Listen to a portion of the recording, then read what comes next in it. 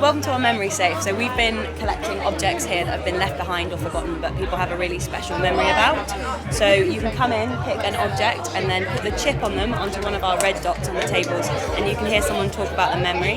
And then afterwards, if you'd like to, you can add a memory to our memory safe on either a postcard or perhaps make something out of clay, do a drawing, tell a story and be part of our memory safe. The Memory Safe is a project that we are doing as part of our public programming offer and thinking about what programming looks like for UCL East. It has been an opportunity for us to work with both creative partners in East London, local community groups and researchers from UCL to come up with an activity to deliver at the Great Get Together on the Queen Elizabeth Olympic Park. It's a flagship opportunity for UCL to be able to put down roots in the local community, introduce ourselves to people and give them an experience of some of the research that takes place at UCL. It was very special to hear somebody talk about a special object that they really like having. With this project, we brought together two researchers from the Centre for Advanced Spatial Analysis, UCL CASA, and commissioned a local East London-based arts organisation called Dash Arts. They had a series of conversations about the Great Get Together and what activity they might like to plan that was inspired by the research of the two academics, but also drew on the experience of Dash Arts. Valerio Signorelli and Leah Lovett have been exceptional in sharing their extraordinary expertise, both about what is technically possible, and it's mind-blowing really what that is nowadays, as well as creative ideas about how we would go about collecting stories, what sort of stories we'd be sharing. And so it's been fantastic to have those sort of voices in the room to develop the project with together. I really find interesting the way of communicate research through art installation. I find that is probably the right way to communicate to the people what we are doing in university. In this project, I developed the system that allowed the visitors to trigger the memories of these objects. It uses a microcomputer, a Raspberry Pi, and some passive antennas called the NFC tags that are the same that you can find in your credit card when you pay for a contactless, for example. You pick your object, and I like the fact that it was interactive where you could actually listen to it by the new technology. Oh, it's such a lovely idea. It's really nice. You wander in, pick up an object, put on a set of headphones and listen to the story.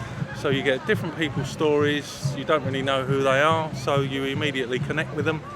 And it's lovely. They're just little tiny memories and we've all got them, so it makes us feel, it's a very, very emotive piece.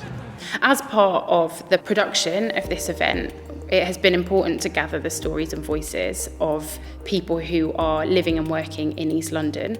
We planned a workshop with a local East London-based charity called Aston Mansfield and have undertaken a storytelling workshop with those children. Our hope was that they would better understand storytelling and how, using their imagination, they can really unlock wonderful memories, wonderful imaginative stories about objects.